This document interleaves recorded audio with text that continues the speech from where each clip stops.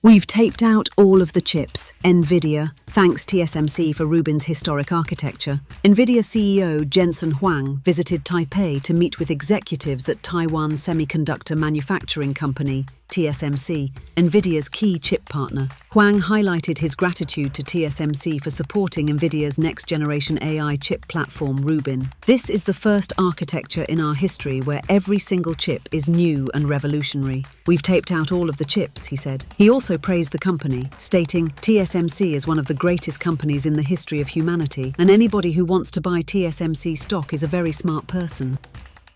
Trump halts Ørsted's Rhode Island wind offshore project over national security review. The Bureau of Ocean Energy Management said Ørsted may not resume activities until BOEM informs you that BOEM has completed its necessary review, citing unspecified national security concerns. Earlier this week, the Commerce Department opened a Section 232 national security investigation into imported wind turbines and components, adding them to a list of products facing 50% tariffs on aluminum and steel content. The U.S. wind industry is heavily import-dependent, with about 2/3 of a typical turbine's value coming from foreign-made parts. Ørsted's Revolution Wind was set to power 350,000 homes in Rhode Island and Connecticut. So far this year, $18.6 billion in U.S. energy projects have been canceled, compared with just $827 million in 2024. Analysts say that while demand for energy to power the AI boom will only grow, the U.S. risks irrevocably damaging its renewable sector, which sometimes provides the cheapest and fastest source of energy to deploy.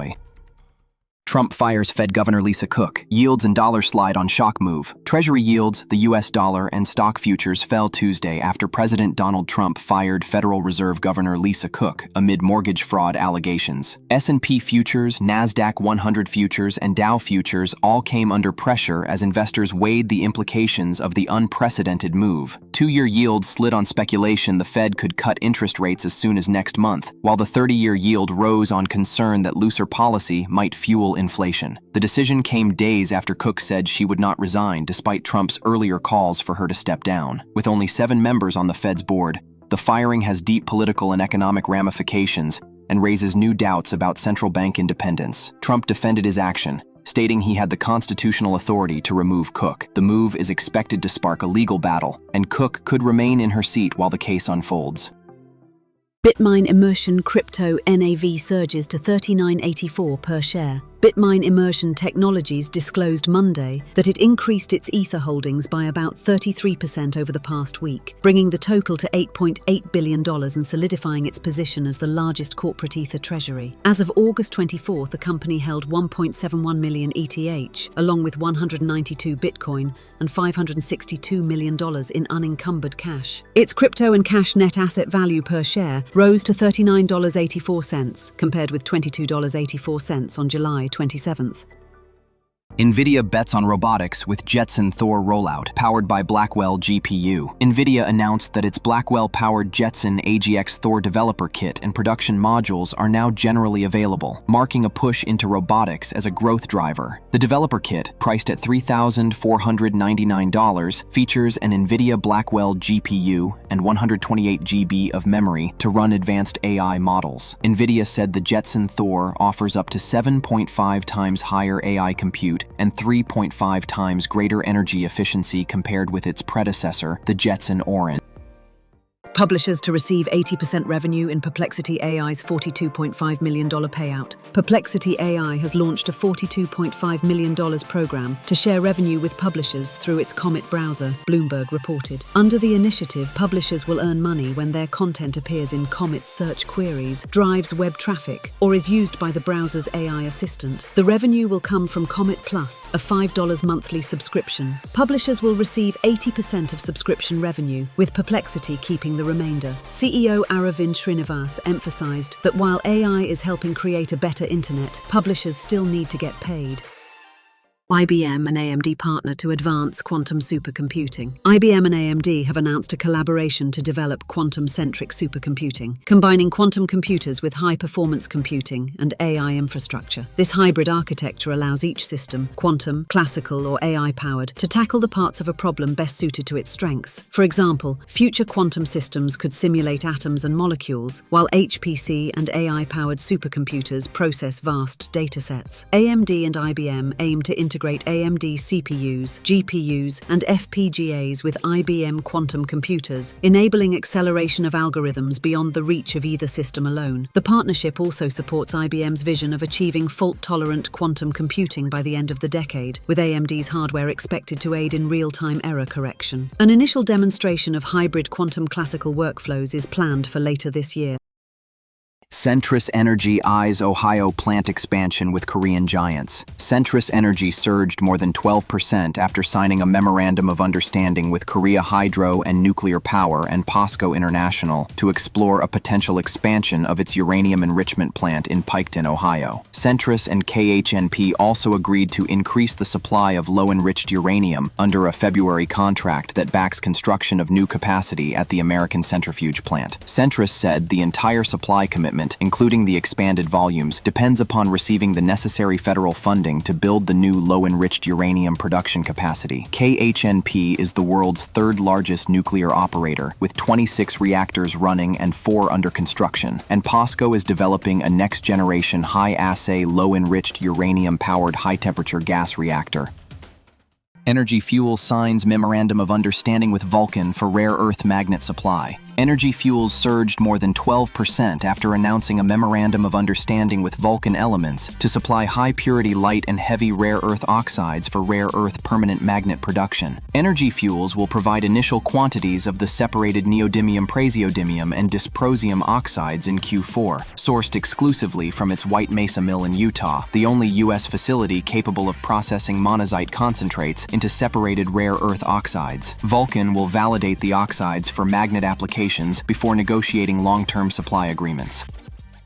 Tanbree's rare earths deal boosts Critical Metals and UCore shares. Critical Metals closed over 9% and UCore Rare Metals more than 16% on Tuesday after announcing a 10-year offtake deal for heavy rare earth concentrate from Critical's Tanbree's project in Greenland. The company expects to supply up to 10,000 metric tons per year, or approximately 10% of the project's initial production. The concentrate will feed into UCore's U.S. Department of Defense-funded rare earth processing facility in Louisiana, which broke ground in May. UCore's Louisiana facility received $18.4 million from the Department of Defense and aims to produce 2,000 metric tons per year of high-purity rare earth oxides in 2026, with capacity scaling to 7,500 tons per year by 2028. Amazon to launch Kuiper satellite services in Vietnam. The company has committed $570 million in investment by 2030, including the development of up to 6 ground stations and terminal manufacturing in Bac Ninh province through local partnerships. NVIDIA CFO says still waiting for Trump's 15% China chip commission plan to be codified. NVIDIA CFO Colette Kress said the company is still waiting for the Trump administration to formalize its proposed 15% commission on AI chip sales to China. While the U.S. agreed to grant H-20 export licenses in exchange for the commission, no regulation has been codified yet. If nothing shows up, I've got licenses. I don't have to do this 15% until I see something that is a true regulatory document, Kress said. NVIDIA noted it has not shipped any H-20 products under those licenses and excluded H-20 from its Q3 guidance due to uncertainty, though potential sales could reach $2 to $5 billion. CEO Jensen Huang highlighted that the China market, I've estimated to be about $50 billion of opportunity for us this year if we were able to address it with competitive products. NVIDIA also warned that any mandated revenue share may subject us to litigation, increase costs, and harm our competitive position. NextEra Energy wins FERC approval for nuclear restart of Iowa's Duane Arnold plant. The Federal Energy Regulatory Commission approved NextEra Energy's plan to restart the 600-megawatt Duane Arnold nuclear plant in Iowa by the end of 2029, UtilityDive.com reported. NextEra shuttered the plant in 2020 because it could not compete financially with cheaper natural gas and renewables, but nuclear has become more valuable thanks to surging power demand and large new tax breaks from the federal government. NextEra may restart it by late 2028, but requested extra time to account for potential equipment or repair delays. The company expects to spend $50 million to $100 million this year on recommissioning and is in talks with potential buyers for the plant's output.